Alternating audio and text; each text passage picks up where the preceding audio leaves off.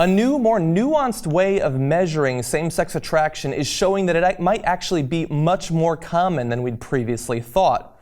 Uh-oh, Christians aren't going to like this. Now, we've got a lot of numbers for you here, but pay attention because these are incredibly interesting. So the first, this is just the normal way of asking, have you ever had a sexual experience with someone of your same sex?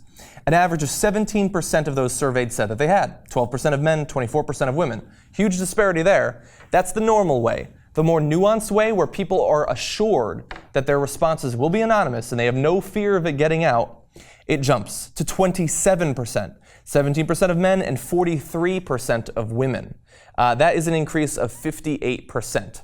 We're not talking about small numbers. We're not talking about maybe it's statistically significant at this point. That is a huge leap.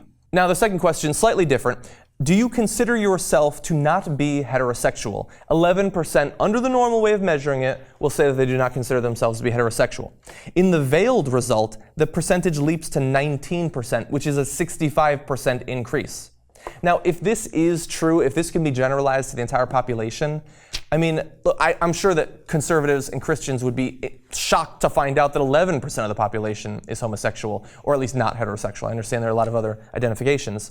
But if it's 20%, if it's 1 in 5 people, I think it makes it a little bit harder to justify your insane hatred and discrimination against them. So that's the good side. When people feel that it's anonymous, they're more willing to admit these sorts of attractions. But there is a dark side.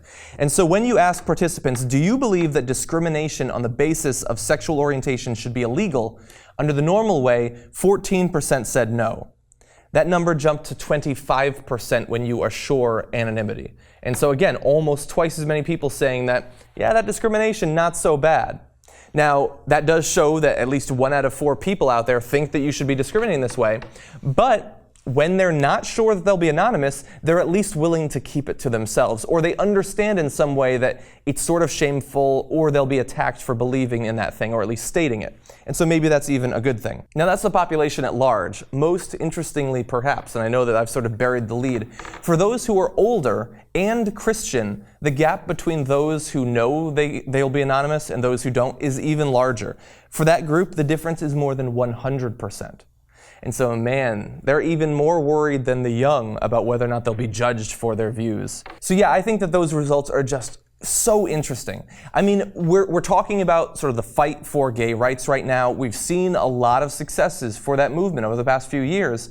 And I don't entirely know what this says. I mean, the fact that you have both the discrimination and also the same-sex attraction being hidden by the desire for anonymity, maybe in the future, when people are more tolerant and you don't have to worry about pushback for these sorts of views, we will have a more tolerant society. I don't know for sure, but this does give me at least a little bit of hope.